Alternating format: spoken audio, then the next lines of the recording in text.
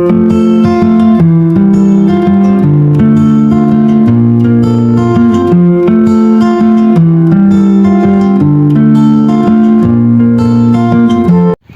day mga kabady.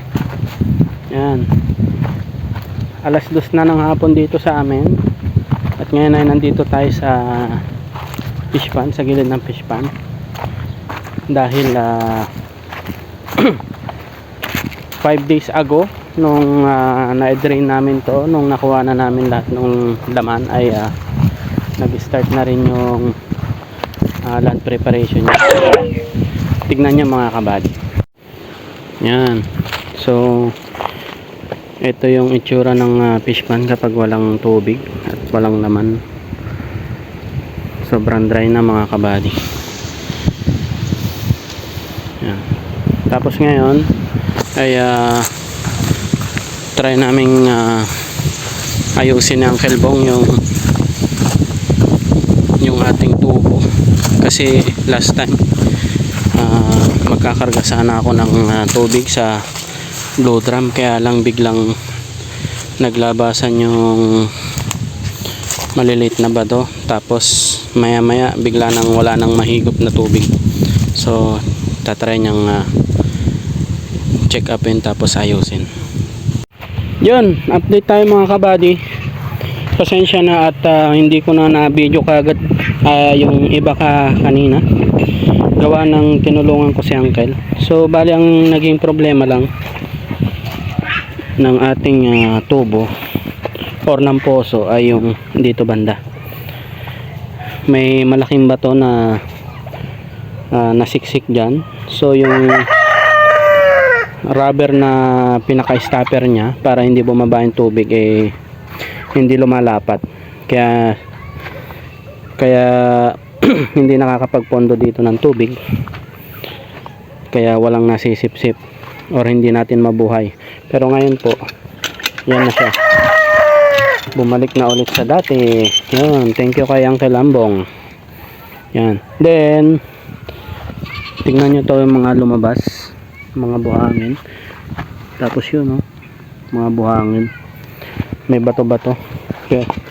Tapos ito yung mga na sip-sip ng ating mga pump. Ito yung sa diesel. Tignan nyo kung gaano kalalaki yan mga kabady. Ayan kasing halos mas malaki pa sa daliri ko. Yan. Then ganon din dito sa solar pump natin.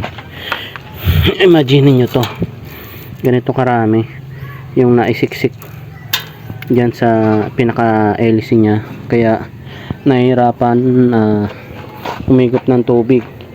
Pero kanina ay naayos na namin yan. So bukas ko na lang maipapakita sa inyo kung bubuhayin natin, kasi kailangan pa ulit yan na paanda rin para yung mga malilit na bato tsaka buhangin tuluyan ng mailabas. Yan. So ito na yung itsura ng ating fish pan pagka walang laman, pag dry na dry. Yan. So bukas mga kabady, kung hindi busy, ay wawalisin ko yan, mga dahon-dahon na yan para mabawasan. Then tatanggalin ko yung mga kahoy-kahoy, plastic. Yan. Tapos yung sa drainage ayusin na natin. Tapos yung mga itlog ng mga kuhol na nandyan, so tatanggalin natin yan. Tapos yung mga dahon na yan, dyan ko na lang yan susunugin bukas kapag hindi busy. Yan. So ito na yung parang first day na land preparation, kasi ngayon lang ulit tayo bumisita dito sa likod para asikasuhin to. Ilang araw din na hinintay natin para madry yan. Yan. So update ko na lang ulit kayo bukas mga kabady. Bye bye. Good day mga kabady. Yan, dito tayo sa likod dahil bali parang pangalawang araw natin para sa ating land preparation ulit para dito sa ating fish pond. Yan, time check tayo ay mag-aalas 3 na. Bali, papaganahin ko muna yung solar para may labas niya yung ibang mga buha-buhangin at bato para malinisan.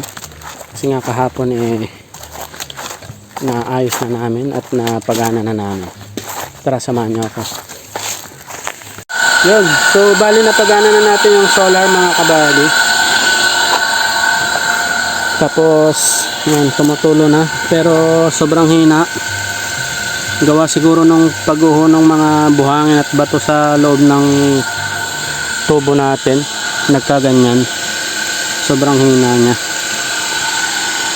So hayaan muna natin yan para mailabas niya para nang sa ganun ay lumakas ulit. Yan, so mga kabady, nandito na tayo sa loob ng fish pan. So wawalisan lang natin yung mga kalat-kalat dito. Ito mga tulad nito, mga dahon, mga kung ano-ano. Tapos susunugin na lang natin bandaram. Simulan na lang natin dito sa may hagdan banda.